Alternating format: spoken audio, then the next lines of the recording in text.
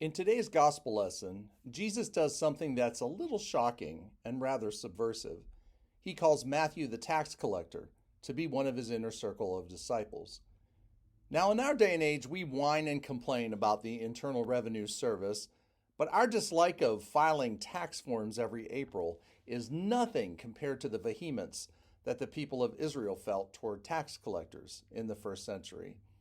Tax collectors were hated by the general Jewish population and were regarded as sinners. They were Jews who worked for the Romans, so this made them traitors, since people resented paying taxes to the occupying power who ruled over them. You also need to know that tax collectors were not paid an actual wage by the Romans. They were expected to charge people extra money and keep some for themselves.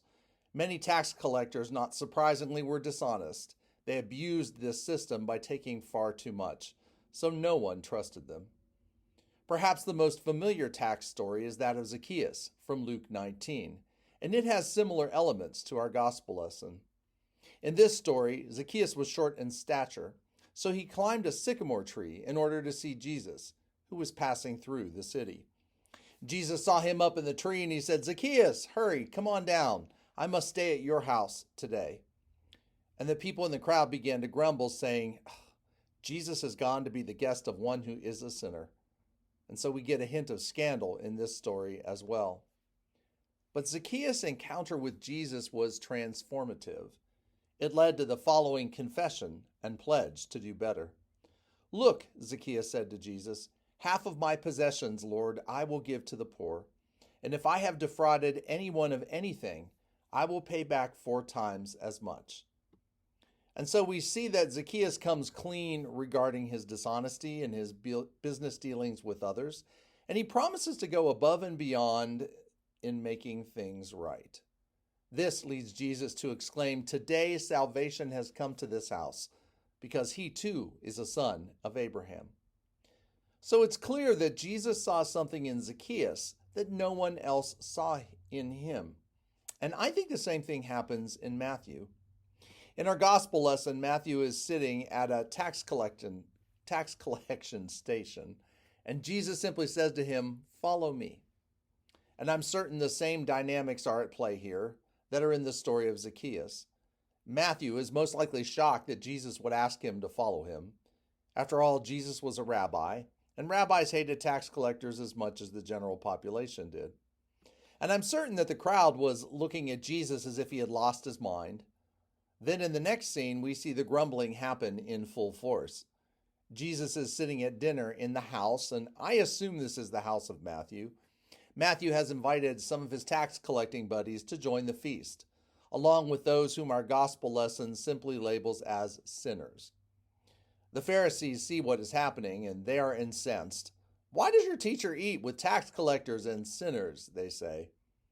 And when Jesus heard this, he responds, "Those who are well have no need of a physician, but those who are sick. Go and learn what this means. I desire mercy, not sacrifice. For I have come not to call the righteous, but sinners." And there is a lot we can say about Jesus' response, but I'd like to focus on a single sentence, which I think tells us a lot about the dynamic that is happening in our gospel lesson. Go and learn what this means. I desire mercy, not sacrifice. This is a profound statement indeed regarding what it means to be a disciple of Jesus. Sacrifice is referring to the sacrificial system in the Temple of Jerusalem. It's all the religious laws that govern the lives of the people of Israel. And if you've spent any time reading the Gospels, you will notice that Jesus only gets angry when religious leaders use religious laws to judge and control others. In fact, at one point he calls the Pharisees whitewashed tombs, meaning they look nice and pretty on the outside, but on the inside, it was a different story. On the outside, they appeared to be model citizens, but on the inside, they were quick to criticize others. They appointed themselves as judge and jury regarding who God loved and who God hated. And it's clear that Jesus wanted to see less of this and more of what he called mercy.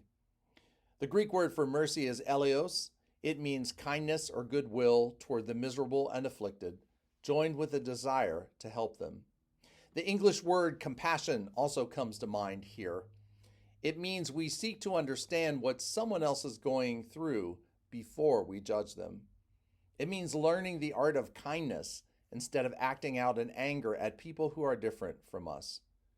Jesus could have just as easily said, I desire more loving and less judging, because this is the heart of what he is referring to. When we think about how this applies to our lives as modern followers of Jesus, the answer is crystal clear. Jesus wants us to show more mercy toward others and focus less on our personal religious piety. He wants us to love more and judge less. And we've seen a lot of judging coming from the followers of Jesus these days. We've seen plenty of people who try to force their personal religious beliefs on others and even legislate them into law. And I know you know who I'm referring to, so I don't need to name the names and share specific details. But that being said, we need to be careful that we don't let ourselves off the hook too easily. We don't need to have feelings of superiority over others, because we are just as guilty of judging others as those we see spewing hatred in the name of Christ on TV and in legislatures across our nation. So how do we become more merciful toward others? How do we love more and judge less? Well, I've given this some thought this week, and my conclusion is that the most important skill we need to develop in learning how to listen more and express our opinions less. Do you hear what I'm saying? We need to learn how to listen more and express our opinions less. Just look at Jesus in both the tax collector stories I mentioned earlier. He was not judgmental like the Pharisees. He sat at a table with those whom others had already judged as sinners. They shared a meal together. They had a holy conversation with each other that I'm sure included lots of laughter. And I'm also certain it included a lot of listening on the part of Jesus. And his ability to show mercy, to love more and judge less, was transformative. And I believe it was his desire that his followers would do the same. So my suggestion to all of us is that we learn the art of listening. Listen to the stories of those whom others in society look down upon. It may be because of their socioeconomic status, or race, or sexual orientation, or religion, or job, or political beliefs, or gender identity. We need to stop judging others and listen to their stories more. And we will find that these holy conversations will transform all of those who are willing to have them. For example, my personal understanding of systemic racism has changed dramatically over the past few years. Our synod has mandatory continuing education events for pastors, where we have the opportunity to listen to the stories of people of color. And I have found these stories to be transformational to me personally. And through the books I've read in between those continuing education events, I've listened to more stories. And not surprisingly, a pattern emerges that connects all of those stories together. And through the art of listening, my prejudices and preconceived notions have been challenged, and some of them have been dismantled. And in their place, I find myself loving more and judging less. I find myself eager to learn and grow even more in my understanding of how race affects the experiences and opportunities that people of color have in our nation, which are sometimes quite different from mine. My empathy toward those who have struggled more than me because of their skin color has increased dramatically. And I find myself loving more and judging less. I find myself listening more and offering my opinions less. But I'm still a work in progress. I've got a lot of work to do on this issue and other issues as well. And I'm sure that you do too. So my challenge to all of us is to reflect on the two tax collector stories we encountered today.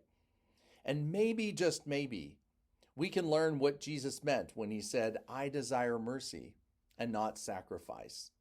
Maybe we can love more and judge less. Maybe we can listen to others with compassionate hearts, keeping our preconceived notions in check. Amen.